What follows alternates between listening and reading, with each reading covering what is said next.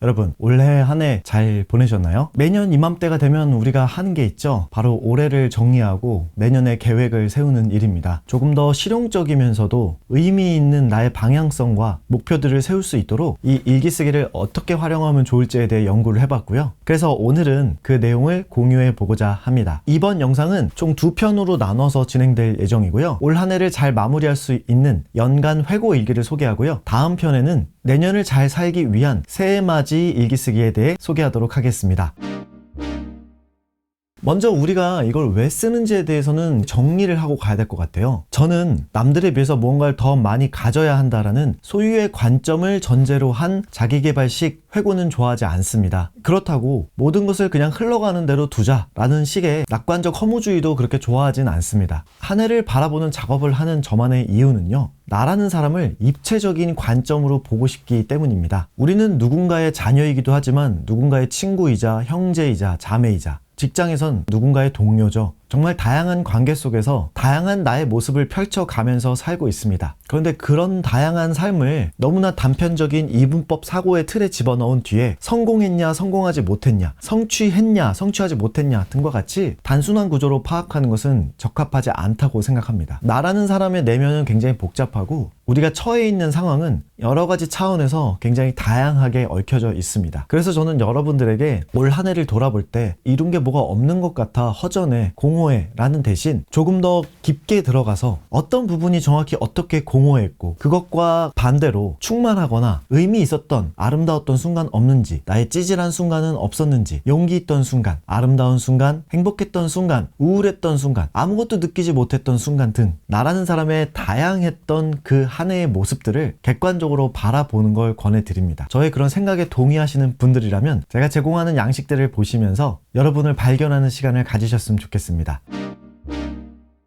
이 양식은 제가 만든 양식인데요. 노트에 쓴 실제 제 예시와 비교하면서 같이 보여드릴게요. 먼저 첫 번째로는 이 월별로 1월달부터 12월까지 정확히 어떤 일이 있었는지를 요약하는 과정이 필요하고요. 그 요약된 과정을 마쳤을 때 내가 올해 한 해 어떤 일들이 있었고 내가 어떻게 삶이 흘러갔구나를 파악할 수 있게 되고, 그러면 그때부터는 주제별로 한 번씩 모아서 나만의 주요한 이슈나 키워드들로 다시 한번 정리를 하고요. 그 다음엔 내가 올 초에 상상했던 나의 모습, 결과물, 그리고 예상했던 프로젝트 진행사항 등에 대해서 적고, 그것이 진짜 현재 실제로 어떻게 이루어졌는지를 상상과 현실을 나눠서 구분해 써보는 것입니다. 그리고 맨 마지막에는 가능하다면 키워드별로 요약해서 올 한 해가 나한텐 어떤 한 해였는지를 정리해 보시고 그것을 조금 더 풀어서 줄글로 쓰는 방식을 권해드립니다. 제가 이렇게 양식을 만든 이유는 디지털로 기록하시는 분들도 계시더라고요. 그래서 혹시 그분들에게 도움이 될까 해서 이렇게 만들었고요. 실제로 제가 어떻게 썼는지를 살펴보죠. 올해 한 해를 제가 어떻게 살았는지에 대해서 한번 이렇게 정리를 해봤습니다. 제가 늘 이야기하는 부분이지만 길게 쓸 필요 없고요. 있었던 일들에 대해서 마치 신문기사나 드라마나 영화 제목처럼 쓰셔도 되고요. 아니면 저처럼 짧게 단어로 정리해서 쓰셔도 되겠습니다. 그래서 이렇게 단어로 정리해서 쭉 쓰게 되면 내가 한 해 동안 어떤 일이 있었구나를 한눈에 돌아보게 돼요. 사실 12월 달이 되면 올 초에 어떤 일이 있었는지 기억이 가물가물해지거든요. 그 다음에 나에 대한 키워드, 그리고 내가 맡은 일이나 역할, 그리고 타인 과의 관계에 대한 키워드, 이 세 가지 키워드는 저는 의무적으로 적어보고, 그리고 여기에 관련한 여러 가지 나만의 생각이나 감정, 느낌 등을 적습니다. 인상적이었던 순간들을 적으셔도 상관없고요. 중요한 포인트는 여기도 마찬가지로 단어로 짧게 적는다는 것이죠. 그 다음부터는 취향인데요. 저에게 받아들여졌던 인풋들, 추억, 그리고 감사, 후회와 같은 키워드로 한 해를 카테고리화 해봤습니다. 제가 이렇게 키워드로 정리하는 이유는요, 제 삶을 이분법적으로 바라보지 않기 위해서 쓰는 건데요. 앞서 말씀드렸다시피 우리가 입체적이고 건강한 시각으로 나를 바라보려면 다양한 틀을 통해서 나를 해석해야 됩니다. 그 해석할 때 가장 도움이 되는 게 바로 카테고라이징, 즉 범주화인데요. 이렇게 제가 쓴 것처럼 다양한 카테고리를 나한테 부여해보고 그 부여한 카테고리 안에서 나의 다양한 삶의 순간들을 해석해보는 과정이 굉장히 중요합니다. 중요합니다. 만약에 이런 것들을 하지 않게 되고 단순히 소유의 관점에서 내가 성공했냐 실패했냐 O와 X만으로 가른다면 저뿐만 아니라 대다수의 많은 사람들의 삶이 그닥 그렇게 성공적이진 못했을 거예요. 그 외에도 우리의 삶은 다양한 모습들을 가지고 있습니다. 그래서 여러분들이 다양한 카테고리를 나눠보고 내 한 해를 주제별로 한번 돌아보는 거죠. 이건 마치 연말 영화제 시상식에서 촬영 감독상도 있고 음악상도 있고 미술상도 있고 연출상도 있고 작가상도 있고 배우상도 있는 것처럼 나의 2025년이라는 하나의 작품을 다양한 주제별로 한번 시상을 해보는 과정이다 라고 생각해봐도 좋으실 것 같아요. 그 다음은 아까 얘기했던 이 상상과 현실을 한번 분리해서 생각해 보는 겁니다. 이때는 작년 이맘때쯤 썼던 나의 소망들을 다시 한번 살펴보는 건데요. 내가 25년도에는 이런 것들을 이뤘으면 좋겠다라고 생각했던 이런 소망들을 참고하고 그래서 나의 상상계를 적고 그리고 그것이 진짜 25년 현재 어떻게 일어났는지에 대해서 한번 써보는 겁니다. 저도 그렇고요.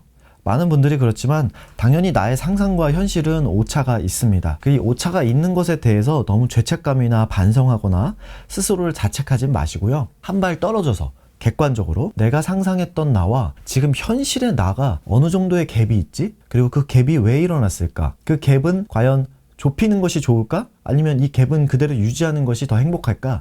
등과 같이 여러 가지 측면에서 내가 생각하는 나와 현실의 나를 한번 이렇게 나란히 놓고 비교해보는 과정이 더 중요한 것입니다. 그 다음에는 제일 중요한 서술형으로 쓰면서 요약을 좀 해보시는 건데요. 제가 앞서 양식으로 설명드렸을 때는 이 부분을 말씀드리는 건데요. 제가 여기서 제시한 양식은 주요 단어로 한번 정리해보고 그 내용을 풀어서 올 한 해를 회고해봐라 라고 말씀을 드렸지만 단어로 요약하는 게 생각보다 힘들더라고요. 그래서 저와 같은 분들이 있을까봐 제가 생각해낸 아이디어는 이렇게 넘버링을 매겨가면서 생각을 끊지 않고 쭉 줄글로 써보는 겁니다. 이렇게 숫자를 매기는 이유는요. 이 생각의 한 덩어리를 쓰고 그리고 그 생각을 쓰다 보면 지치거나 피곤하거나 바빠서 이어서 못 쓸 경우가 있거든요. 그럴 경우는 넘버링을 써놨으니까 여기서 끝났으면 다시 시간이 될 때 다시 또 2번부터 이어서 쓰고 또 3번 달아서 쓰고 이런 식으로 계속 내가 포기하지 않고 올해에 내가 어떤 사람이었는지를 시간을 가지고 차근차근 써보는 노력을 해보셔라 라는 의미에서 알려드리는 겁니다. 이 바쁜 일상 속에서 틈틈이 이런 무언가를 쓸 때 굉장히 도움이 되는 방식이니까요. 회고뿐만 아니라 여러분 일상에서도 한번 적용해 보시면 매우 좋을 것 같아요. 자, 그래서 저는 저에 대한 여러 가지 측면들을 생각을 계속 이어가면서 저의 한 줄 요약을 해봤습니다. 나는 일과 사랑에서도 쓴맛을 보았고 내 나약함과 무기력에 무너질 뻔했으나 과거에 뿌린 씨앗이 나를 이끌고 구해주었다 라는 저의 올해에 대한 저의 소감을 이렇게 적었고요. 그리고 또 생각이 난 부분은 올해 안에 있었던 일들 중에 제가 불신이란 부분이 생각이 나서 내가 계획했던 것들을 왜 못했을까의 가장 핵심적인 원인이 내가 나 자신에 대한 믿음, 내가 해낼 수 있을 거라는 믿음, 내가 그것을 했을 때 내 삶이 의미 있거나 가치 있을 거다라는 스스로에 대한 믿음이 부족했다라는 거를 이렇게 분석을 해봤습니다. 주의사항이 있습니다. 첫 번째는 앞서 말씀드렸다시피 이분법적 사고로 자꾸 나의 한 해를 평가하면 사실 평가할 것 자체가 없어지기도 하고요. 그 외에 놓치는 다양한 나의 조각들을 제대로 보지 못한 채로 내년으로 넘어가게 됩니다. 궁극적으로 우리가 이 작업을 하는 가장 중요한 이유인 나라는 사람을 이해하는 작업 자체를 하지 못한 채로 내년을 맞이한다는 것이죠. 두 번째는 우리의 육체적 정신적 체력은 한계가 있으므로 몰아서 하루에 이걸 다 끝내겠다라는 생각은 하지 마시고 한 3, 4일 정도 시간을 두면서 써보고 잠깐 멈췄다가 다른 일들을 하면서 생각을 해보고 산책을 한다든지 다른 책을 읽는다든지 유익한 컨텐츠들을 보다가 떠오른 영감들을 그대로 또 적어가면서 나를 종합적으로 계속 바라보면서 천천히 여유로운 관점으로 관조하듯이 바라보는 것이 제일 중요하다는 겁니다. 완벽한 회고 양식을 찾아서 쓰는 것보다 여러분이 지금 당장 노트를 펼치고 여러분의 한 해를 돌아보면서 손으로 좀 더 많이 생각해 보는 것이 더 의미 있다고 생각했기 때문에 이번 영상을